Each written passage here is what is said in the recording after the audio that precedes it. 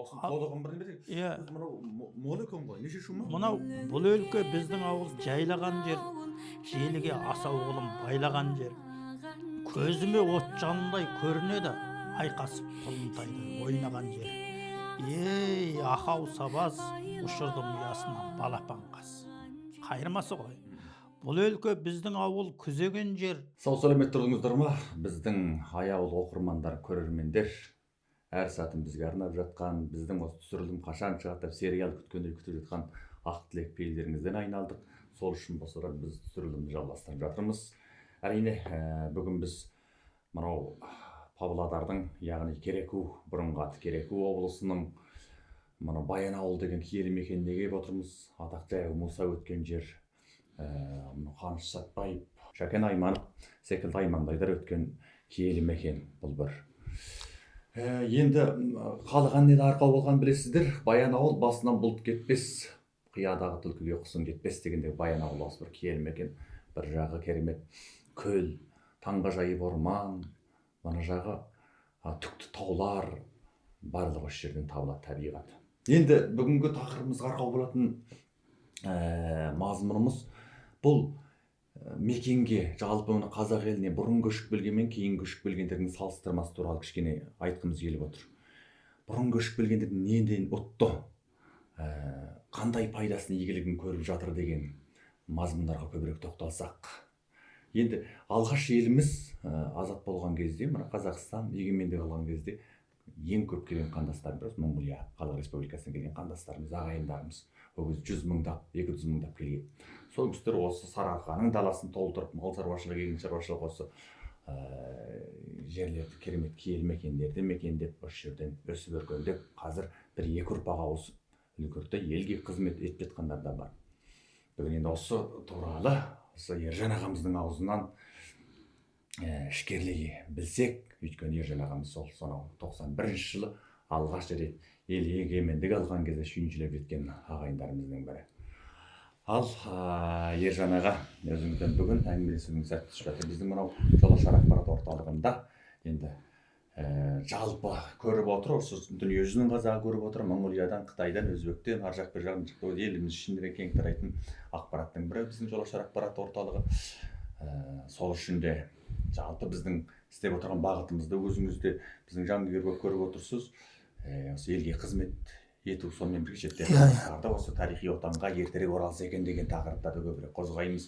Өйткені көп ағайындар осы жердің қадірін, қасиетін болмаса, осы жердің мүмкіндіктерін сезінбей жатады. Соны сезінсе екен деген бір шырылдаған біздікі бір бозторғай көңіл. Сонымен өзіңіз алғаш келдіңіз, сол кездегі бір әсеріңізден бастайықшы. Сол кездегі келген қазақтар неден ұтты, кейбір сол кездегі ағайындар келіп қайтадан кетіп қалыпты. Сол кездегі әнеугүні бір кезіккен ағайындардан сұрасақ, өкініштерін айтады, апырау сол кезде қалып қойсақ басқаша болар еді деп. Сіздер неден ұттыңыздар, осы бастайық. Ол кезде көшіп келген қазақтар 92 жылы келдік қой біз. 92 жылы келдік.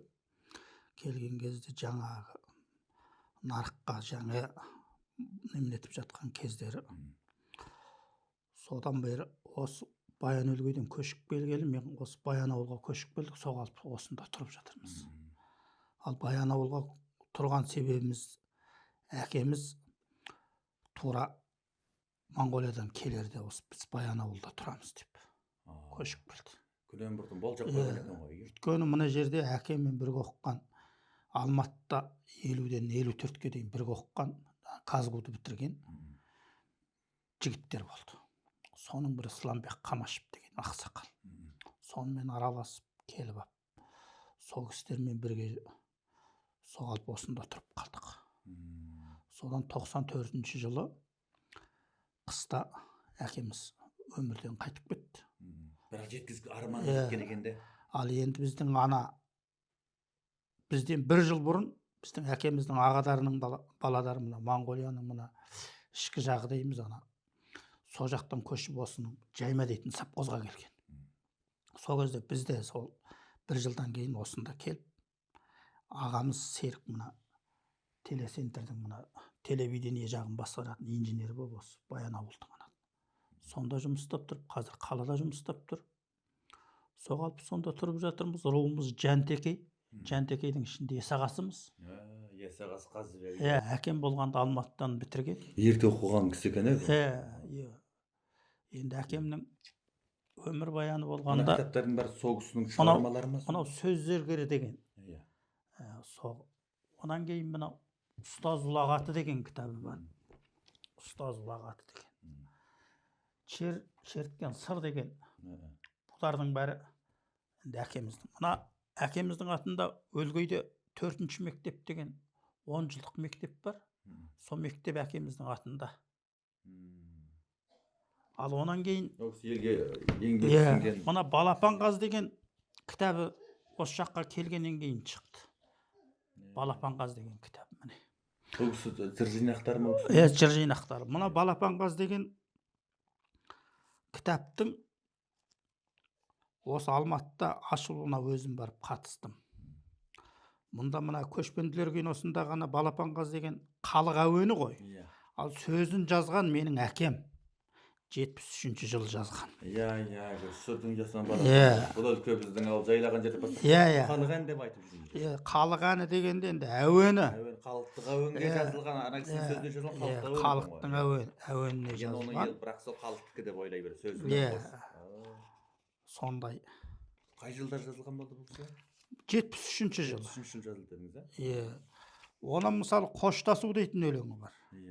Әкеміз мынау мысалы мынау тура сол жақтан көшіп кеткенде енді қоштасу деп жазды. Енді туған жермен қоштасу да болса да енді қоштасу. Сол қоштасуды мен оқып берейін. Қош есен бол туған жер Моңғол елім, қоңыр жондар қобдезем меңді көлім.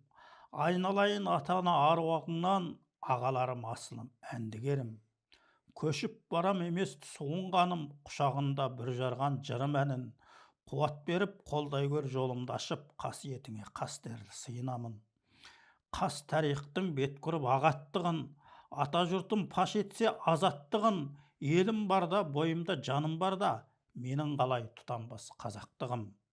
Ұрпақ бердің ұлтыма айтып барам, өнер бердің жыр төгіп шалқып барам, кешір мені туған жер Моңғол елім, пендемін ғой қаныма тартып барам.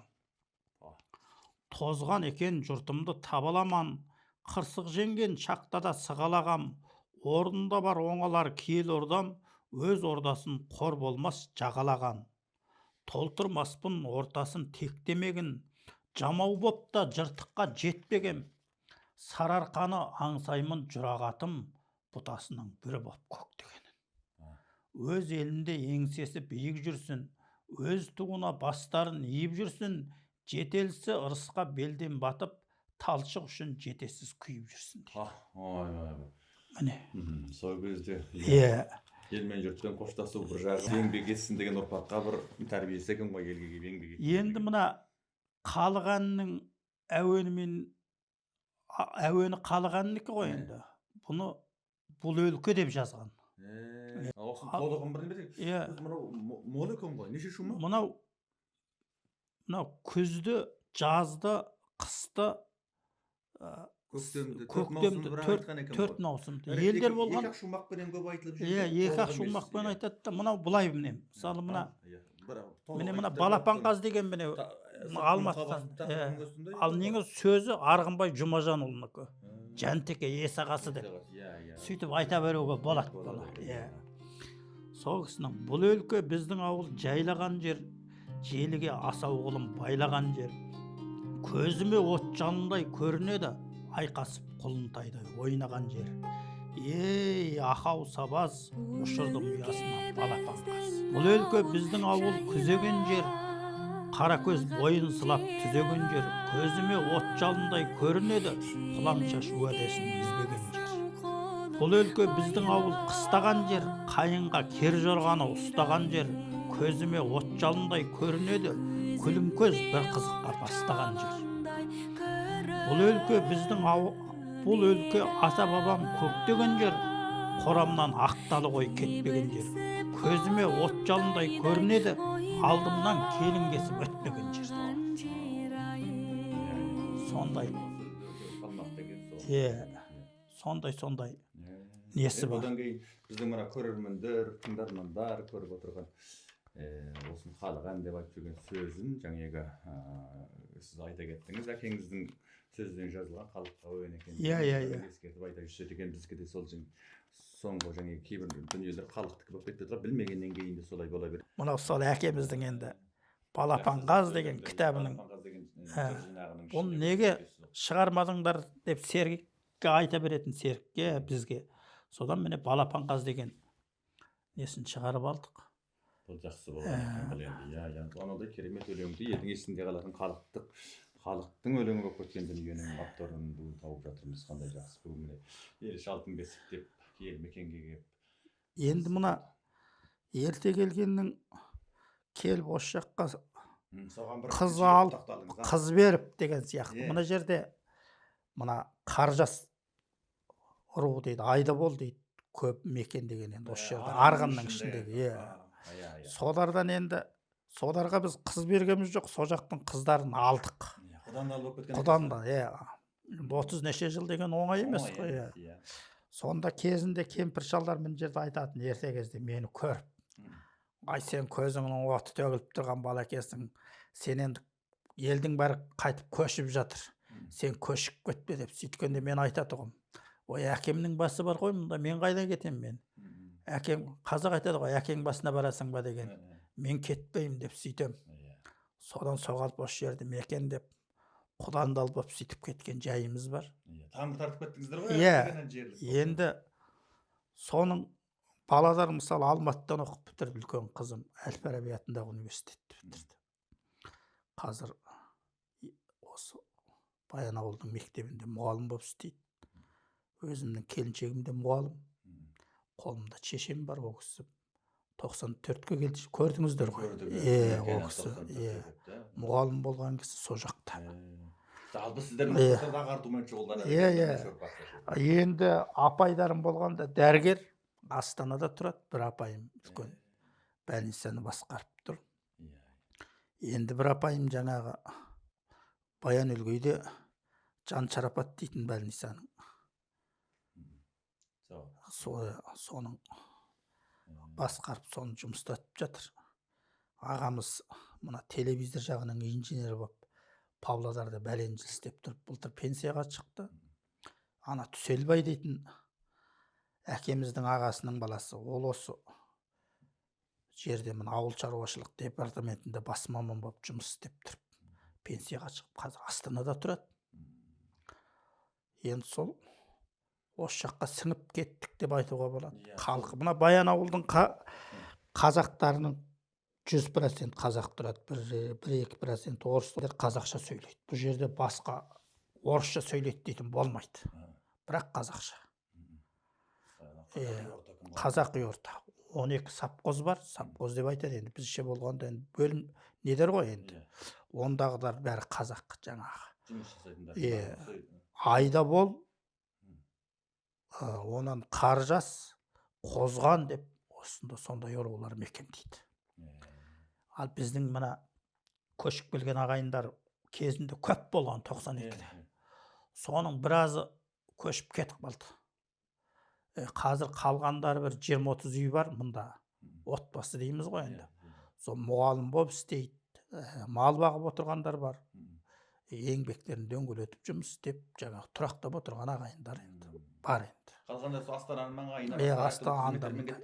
Бұл жерде өзі дұрыс жұмыс істесең, еңбек істесең, өзі әр несі болсаң, жұмысыңды дөңгелетіп отырсаң, қайда да тіршілік істеуге болады. Табиғаты біздің жаңағы Баян-Өлгейге сәйкес келеді. Қыс мына жерде. Малдары жайылымға шығады. Қыста мысалы көп тұрып қалмайды. Сүйенеді. Сондай. Енді мына Алағақта біздің туыстарымыз бар мысалы. Алтайдың. Енді сондағы ағайындарды осы жаққа ақырын жылжып келіп, жастарды жіберіп, жақта кетуге болады ғой жұмыстап. бағдарламалар да сол осы жаққа жұмысшылыққа шақырып жаңағы Алтайдағы есағасыздар. Иә, Соның ішінде мен өзім Дөненбайдан тараймын. туыстарымыз келеді ақыры. Иә. Көріп отыр. Мына жерде ағамыз бар екен деп талай келіп сәлем беріп кетеді. Иә. Үлкен апамыз отыр екен 95. Иә. Талай дәм татады бұйырса. Көріп отырғанымда. Иә. Есағасы Қазыбек бар. Дөненбай жаңағы. Осы жаққа ерте келгенде енді Ерте келгендер пайдасын сіз өзіңіз енді өз басыңыздан болғанда жақсы пайдасын көрген енді қазір енді мен өзім жай кәсіпкермін деп айтуға болады. Үкіметте жұмыс істемеген ғой мен. Орысша мына жақта баяғы жұмыс істегенде тағы біз табиғатымыздағы орыстарға келе қоймайды ғой. Соғалып сол даланың адамы болып өстік та даланың адамы. Сол көнбей кеттік, енді қартайғанда көнбейміз ғой енді. Ол кезде сондай ғой, қазір міне барлығы түзелді. Мен сол ана жақта автобазада шопыр болғам. Баян-өлгейде 21-ші автобаза дейді. Сонда жүк тасымалымен машина ұстап сонда қызмет істегем. Енді осы жақта сол сөйтіп өмір сүріп жатырмын. Бәрі болып жатыр. Үлкен машинамен жұмыс істейді. Кіші ұлда машинамен жұмыс істейді. Олар дипломдарымен чемоданда жатыр деп айтуға болады мысалы. Бірақ мамандықтар бітірді, ол бойынша жұмыс жасаған жоқ. Сол жеке жұмыс жасады да кетті. Енді сол кездерде 91-ші жыл, 92-ші жылдар көп келді. Шынара ағайындар қайтадан өлгейге көшіп кеткен кездер бол кейін. Болды, көп болды.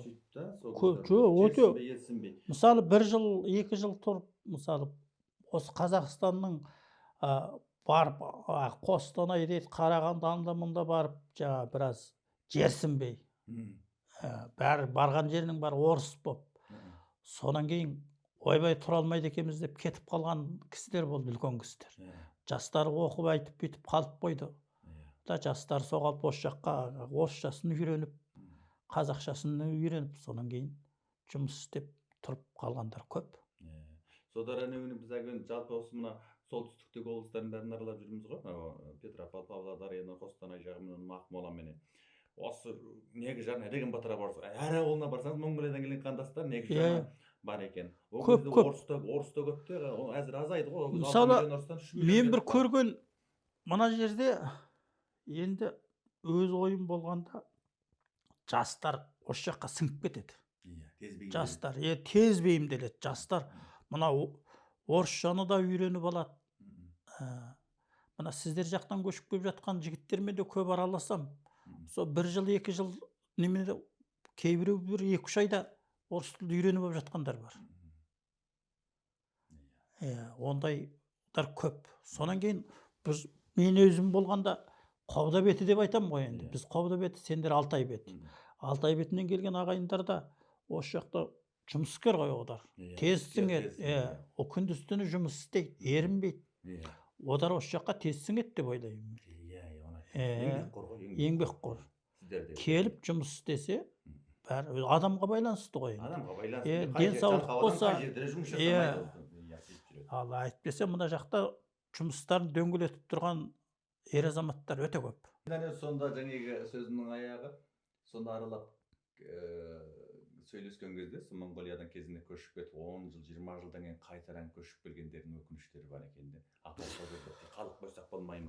Мынау енді қайтадан басынан бастадық қой, бала шағаның обалына қалдық қой деген өкініштерін айтты. Менің сол кезде қалып қойғандар пайда тапқан екен ғой. Менің нағашым әкесі жаңағы 93 па 94-ші жылы ана жақта әкесі бар.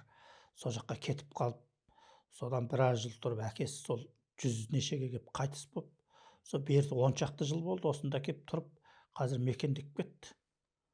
Нағашым өзімнің, нағаштар шешемнің бауырлары. Мысалы. Ал енді көшіп ешқандай тұрақтап қалғандар болғанда, енді осы жақтың халқы болып кетті деп айтуға болады. Өйткені осы жерден оқыды, осы жерден тоқыды деген дейміз. Қазір мен мысалы мына Павлодарда баладар тұрады. Барып, баяғы 1-2 күн жүреміз де қайтып келеміз ғой, мына жерде аңсап тұрамыз. Баянауылда. Баянауыл қасиетті жер екен. Бәрі бар екен, суы, көлі, тауы, ағашы. күншуақ демалыс орны көп демалыс мынжа. орны екен. Иә. Жақсы. Рахат алла деп сөйтіп жүріп жатырмыз. Жақсы, жақсы. Енді біздің мына оқырмандарға, көрермендерге өзіңізді көріп отырған, бұрын келгеннен кейін көп ел қорқады, енді жаңа ортада қалай болады деген секілді сіздің басыңыздан өткен тәжірибе ғой. Бір ақыл кеңесіңізді айтып өтсеңіз. Бұл жаққа келу керек, жұмыс істеймін деген енді өз ойым болғанда. Мекендеп жастар үшін келуге болады, баладар үшін келіп, осы жаққа бірақ сіңіп кетуге болады. Содар оқытып, мысалы, Қытайда мысалы төте жазуымен оқиды екен, естуімше. Мысалы, мынандай кітаптарды төте жазу қылып жазып алып, сонан кейін барып. Мына жақта болғанда оқыса, қазір о жақтан келіп оқып, керемет болып жатқан азаматтар жетеді ғой. Мысалы, ана Ахметжан дейтін бір мұғалім бар ғой, мына Аятжан Ахметжан деген, мысалы, мектеп ашып отыр. Ол жігітті мен өзі бір жерден кезігіп те қалғамды. Астанада бір қайтқан кісі қайтқан жерге барып. Жекелік мектеп ашып отыр. Өте талантты сондай жігіт. Ондайлар көп толып жатыр. Ерте келгеннің пайдалары сол үшін көп сіңісіп осындай. Ал осы жақтың табиғаты өзіміздің мына Алтай бетінің табиғатымен бірдей. Әсіресе мына Сарыарқа дейміз ғой енді, мына Көкшетаудан бері қарай. Көкшетаудан қайтып Семейге дейінгі. Сарыарқа. Мына енді Алматы жаққа тұрам десе тұрады. Тұрмайтындар осы жақта тұрса. Енді ағайындар көбейе берсін. Суық деп ойлайды екен. Жоқ, суық енді. Алтайда жүрген адам суық емес. Ой, біздің жақтың суығынан бұл жақтың суығы кішкене жеңілдеу ғой. Суығынан қашуға болмайды. Біздің жақтан ағызағы аяз керемет қой. Құрғақ аяз. Мына жақта дымқыл ғой. Енді жастар үшін болады деп ойлаймын. Жақсы аға, рахмет. Біздің мынау эфирде болып, арнаулы түсірілімге қатынасып, уақытыңызды қиып, мынау бірінші балапан қаз әннің тарихыменен танысып жатыр біздің тыңдармандар. О да бір жетістігіміз әрине. Оның кейін сол бұрынғы келген қандастардың осы отырып жатқан жағында айтып жатырмыз, өйткені сіздер келген 35 жыл болды, міне 35 жылда жетістіктеріміз басқа. Жұмыстарыңнан табыс тілеймін. Дендерің сау болсын, істерің ілгері болсын. Көшіп келетін ағайынға келіп жатса жол көрсетуге дайынбыз дегендей. Осы жағында болса әрине міндетті түрде сізден сұраймыз, жер жағдайын, ел жағдайын сізден сұраймыз. Ұзақ жыл тұрған, көзқарақты. Аман болыңдар. Рахмет, өзіңізге де. Жақсы, біздің қадірлі оқырмандар, біздің мынау басында айтып жатырмыз, әрбір шығарылымды асыға күтіп отырған сіздерге, мәрт көңілдеріңізге көп рахмет. Сонымен бірге біздің осы жалғанын таратыңыздар, жақсы лебіз жазыңыздар, білгілеріңіз келген сұрақты жазыңыздар, қай жерге барып қандай нәрсе түсірейік. Сіздер үшін қызмет атқарамыз. Біздің каналға, тойынға тіркеліңіздер, шпион қау болсын барлығына. Сау саламет болыңыздар.